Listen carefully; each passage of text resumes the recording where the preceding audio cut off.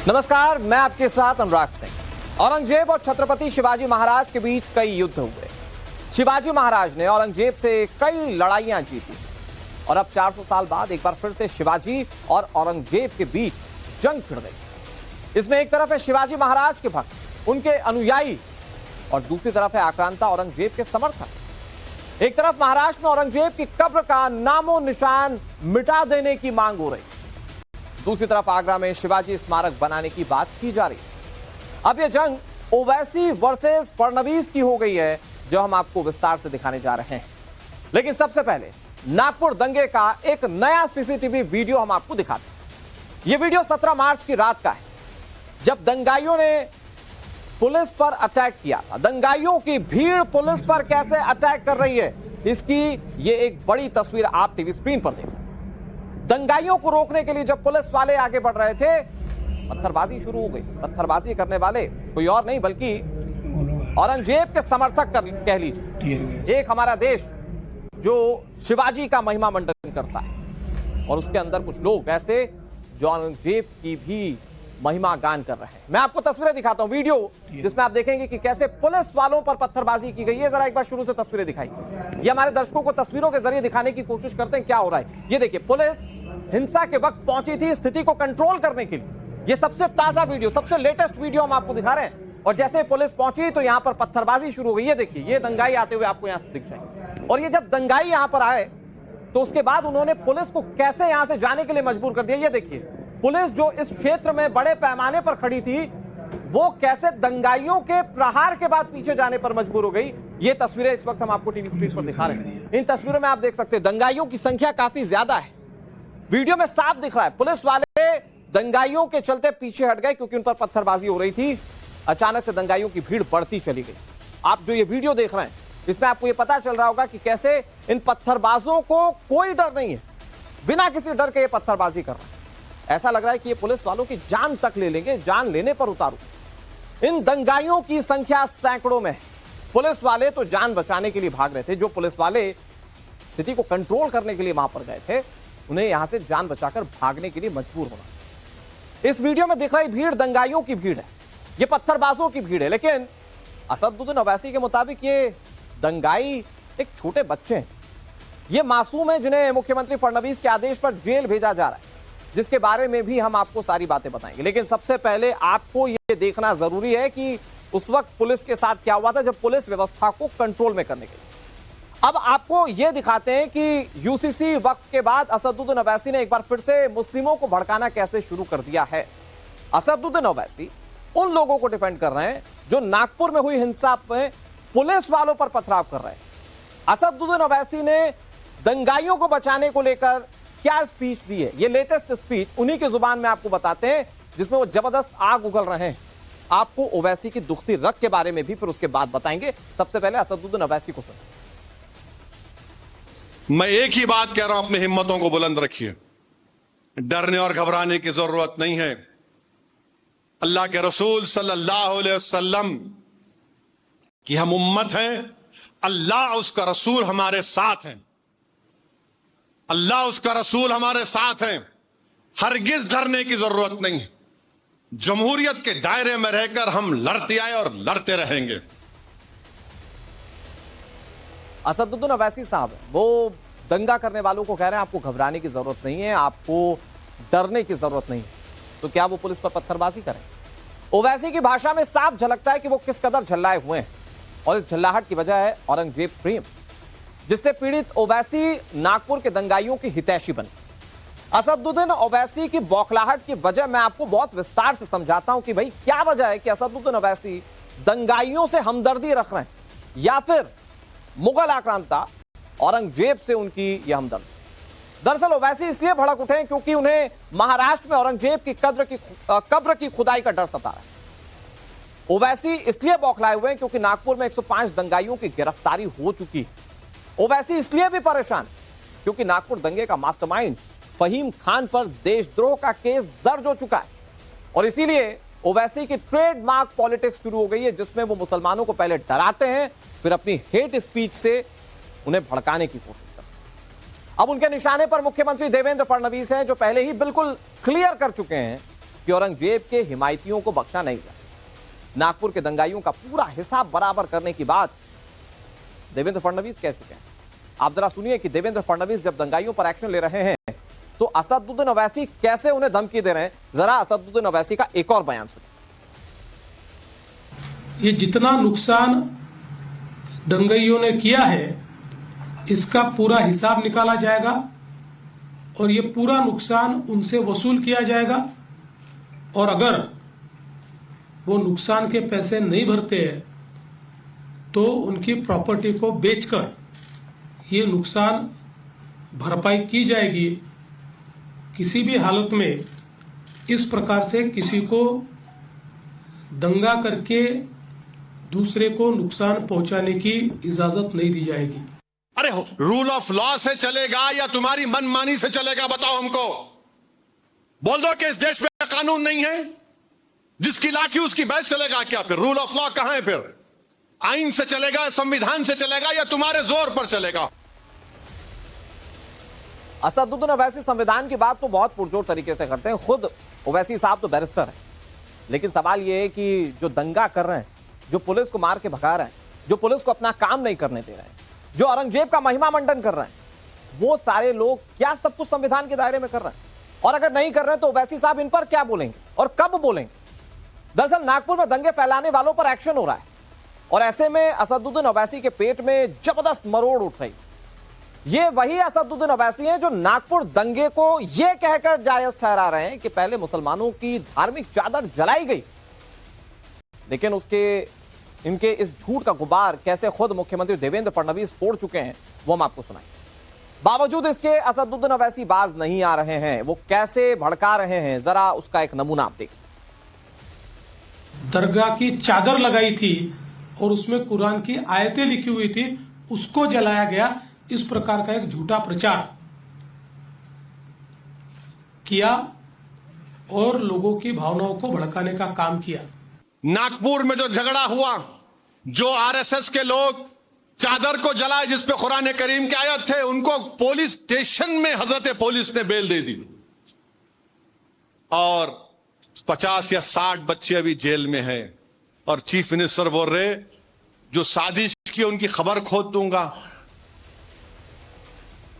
इतनी बयानबाजियों से आप ये तो समझ गए होंगे कि लड़ाई जो है वो औरंगजेब वर्सेस शिवाजी महाराज की है और इस लड़ाई में कौन किसकी तरफ है ये अब कोई दबी या छिपी बात नहीं है। महाराष्ट्र सरकार इस लड़ाई को नेक्स्ट लेवल पर लेकर चली गई। आपको बताते हैं कैसे। दरअसल एक तरफ तो महाराष्ट्र से औरंगजेब की कब्र के नामो निशान मिटा देने की चर्चाएं हो रही हैं। कुछ लोग, हिंदू संगठनों के लोग, कब्र को नेस्तनाबूद करने के लिए तमाम जतन कर रहे हैं, लेकिन दूसरी तरफ अब आगरा में शिवाजी महाराज का स्मारक महाराष्ट्र सरकार बनवाने जा रही है। तो एक तरफ यहां कब्र हट रही है, दूसरी तरफ शिवाजी महाराज को महिमा मंडित करते हुए कुछ और स्मारक आपके सामने। यह स्मारक आगरा के किले के कोठी मीना बाजार में बनाई जाए। यहां औरंगजेब ने छत्रपति शिवाजी को धोखे से कैद में लिया था और शिवाजी महाराज यहीं पर 4 महीने नजरबंद रहे थे और यहीं पर देवेंद्र फडणवीस या भारतीय जनता पार्टी शिवाजी महाराज का स्मारक बनाएगी ताकि लोग उनके गौरवशाली इतिहास को और अच्छे तरीके से जान पाए। महाराष्ट्र की देवेंद्र फडणवीस सरकार ने एक आदेश पारित करते हुए उत्तर प्रदेश के आगरा में शिवाजी की एक बड़ी स्मारक बनाने का आदेश पारित किया है। ये उस जगह पर स्मारक बनेगी जहां पर औरंगजेब ने शिवाजी को बंदी बनाया था और शिवाजी यहां से निकलकर महाराष्ट्र की तरफ गए थे। तो ये कोठी मीना बाजार है सामने, उसके पास एक ग्राउंड को चिन्हित किया गया है। यहाँ पे एक बड़ी स्मारक जो है वो शिवाजी की बनाई जाएगी। देवेंद्र फडणवीस का कहना था जब महाराष्ट्र के लोग आगरा जाते हैं तो शिवाजी से जुड़ा उनको प्रतीक और स्मारक नजर नहीं आता है, इसलिए उन्होंने इस बारे में फरवरी में योगी आदित्यनाथ से बात की थी। उत्तर प्रदेश के मुख्यमंत्री ने इस बात को लेकर आदेश भी दिए थे संबंधित विभागों को कि ऐसी जगह को चिन्हित किया जाए और उसके सारे डॉक्यूमेंट्स फाइनल किया जाए। तो अब महाराष्ट्र सरकार ने इस जगह को चिन्हित किया है और यहाँ पे अब जो है बड़ा स्मारक बनने जा रहा है। उत्तर प्रदेश के शिक्षा मंत्री का कहना है कि जब ये स्मारक बन जाएगा इससे पर्यटन को बहुत ज्यादा बढ़ावा मिलेगा। इसके अलावा अगर बात करें पॉलिटिकल एंगल से तो उससे भी एक बड़ी महत्वपूर्ण ये स्थान बनने जा रहा है, क्योंकि जिस तरीके से महाराष्ट्र के अंदर औरंगजेब को लेकर विवाद हो रखा है कि औरंगजेब की कब्र खोदने को लेकर वहां पे एक बवाल मचा पड़ा है, तो वहीं पर एक हिंदुत्व का संदेश देते हुए बीजेपी नजर आएगी। क्योंकि जब शिवाजी का एक बड़ा स्मारक उत्तर प्रदेश के अंदर बनेगा हमारे सहयोगी मोहित ओम की वो रिपोर्ट आपने देखी, आगरा में वो मौजूद थे तो उन्होंने वो जगह दिखाई आपको जहां पर छत्रपति शिवाजी महाराज का एक नया स्मारक बनने की तैयारी की जाएगी। छत्रपति शिवाजी महाराज का इतिहास इतना गौरवशाली है जिसको आप जानेंगे तो आप गौरवान्वित हो, लेकिन उसके विपरीत औरंगजेब का इतिहास ऐसा जिसने अपने पिता को मरवा दिया, जिसने अपने भाई को चुनवा दिया, उसका इतिहास ऐसा कि इसे सुनकर भी लोगों की रूहें कांप जाएं। लेकिन आज हमारे समाज में ऐसे लोग मौजूद हैं जो औरंगजेब के इतिहास को शायद या तो जानते नहीं है, और जानते तो इसके बावजूद उसके इतिहास को अपना लेना चाहते हैं या उसको गौरवान्वित कर देना चाहते हैं। ये शायद इसलिए क्योंकि औरंगजेब ऐसा कैरेक्टर जिसको किसी भी तरीके से स्वीकार नहीं किया जा सकता, लेकिन हमारे भारत में बैठकर कुछ लोग उसे स्वीकार कर रहे हैं और इसीलिए बहुत सारे सवाल हैं। छत्रपति शिवाजी को औरंगजेब ने कई बार धोखे से हराने की कोशिश, तो आप ये जानना चाहेंगे कि औरंगजेब ने छत्रपति शिवाजी महाराज को कैद कैसे कर लिया था। छत्रपति शिवाजी बहुत वीर थे, लेकिन औरंगजेब ने अगर कैद किया तो वो धोखे से कैद कैसे किया, मैं आपको बताने की कोशिश करता हूं। और फिर उसके बाद शिवाजी महाराज उस कैद से निकल कैसे गए, मैं आपको इसके बारे में भी जानकारी दूं। दरअसल डेनिस किनकेड अपनी किताब शिवाजी द ग्रेट रिबेल में लिखते हैं कि औरंगजेब के बुलावे पर छत्रपति शिवाजी महाराज मई 1666 में आगरा पहुंचे थे। छत्रपति शिवाजी और औरंगजेब की मुलाकात 12 मई को हुई थी। अपने दरबार में औरंगजेब ने छत्रपति शिवाजी महाराज की बेइज्जती की। इसी से नाराज होकर शिवाजी महाराज दरबार छोड़कर बाहर आ गए। इसके बाद औरंगजेब के सैनिकों ने शिवाजी महाराज को गिरफ्तार कर लिया। शिवाजी महाराज को आगरा किले की जयपुर सराय में कैद कर लिया गया था। 4 महीने कैद में रहने के बाद शिवाजी महाराज एक फूलों की टोकरी में बैठकर किले से बाहर आए। पता चलने पर औरंगजेब ने दोबारा पकड़ने का आदेश दिया, लेकिन शिवाजी महाराज दोबारा औरंगजेब की पकड़ में नहीं आ पाए और फिर उसके बाद वो वापस महाराष्ट्र पहुंच गए। लेकिन अब सोचिए कि जिस जगह पर औरंगजेब ने शिवाजी महाराज को कैद कर लिया था, जहां से शिवाजी महाराज अपनी चतुराई से निकलकर वापस महाराष्ट्र आ गए थे, वहां कोई स्मारक या प्रतीक नहीं है। हर साल लाखों पर्यटक आगरा किले में जाते हैं, लेकिन उन्हें यह नहीं पता कि उसका इतिहास शिवाजी की वीरता से जुड़ता कैसे है। अब महाराष्ट्र सरकार ने तय किया है कि आगरा के किले में शिवाजी का भव्य स्मारक बनेगा। यह स्मारक बनेगा तो इतिहास के सारे पन्नों को खोल कर रख देगा और यह बताएगा कि कैसे शिवाजी महाराज उस वक्त भी औरंगजेब से लड़ते थे और उनकी चतुराई के आगे औरंगजेब पस्त हो जाता था, ना सिर्फ वीरता के आगे बल्कि चतुराई के आगे। अब हिंदुस्तान बदल रहा है और अपने असली हीरो की पहचान अब हिंदुस्तान में हो रही है। आक्रांताओं का नामो निशान मिटाने के लिए आवाज पुरजोर तरीके से बुलंद की जा रही है। ऐसी आवाज उठी वाराणसी में, बाबा विश्वनाथ की नगरी वाराणसी में औरंगजेब के खिलाफ आवाज उठी। मैं आपको बताता हूं और आप ये सोचेंगे कि ये पूरा मामला क्या है। दरअसल वाराणसी का एक मोहल्ला है जिसका नाम है औरंगाबाद मोहल्ला।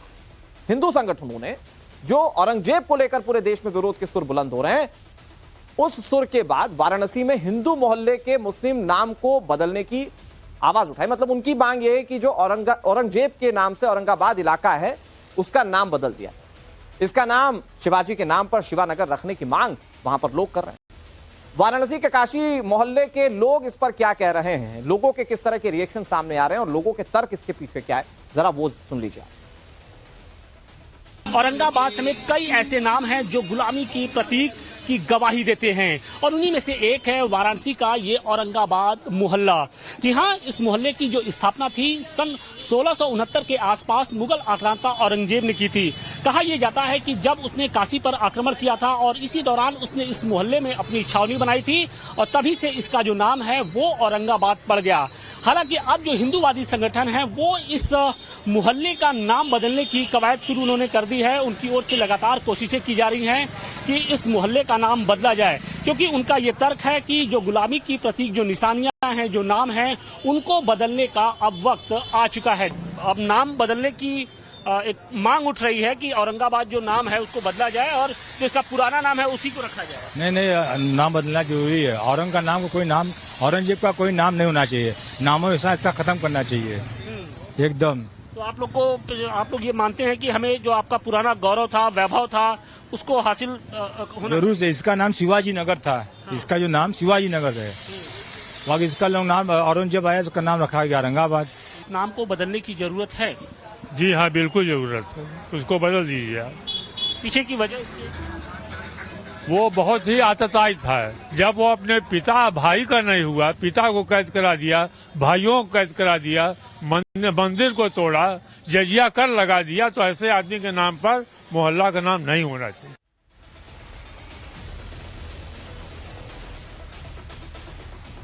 औरंगजेब वर्सेस शिवाजी महाराज के इस मामले में आज की सच्चाई समझ। सच्चाई यह है कि औरंगजेब को महिमा मंडित कुछ लोग करते हैं, कुछ लोग बताने की कोशिश करते हैं कि वो क्यों औरंगजेब को मानते हैं, लेकिन दूसरा पहलू यह है कि शिवाजी महाराज को लेकर लोग काफी ज्यादा उन पर आस्था रखते हैं, श्रद्धा रखते हैं, और यही वजह है कि अब इसको लेकर एक बड़ी जागृति है। और शायद यही वजह है कि वाराणसी में जब औरंगाबाद नाम का एक मोहल्ला था तो उस मोहल्ले का नाम बदलने तक की भी कवायद शुरू हो गई, और लोग इसके पीछे तर्क देते हैं कि हमारे जो पूर्वज हैं या हमारे जो वीर सपूत हैं देश के, उन्होंने इसके लिए कितनी लंबी लड़ाई लड़ी, ऐसे मुगल आक्रांताओं को हराने के लिए और ऐसे क्रूर शासकों को हराने के लिए।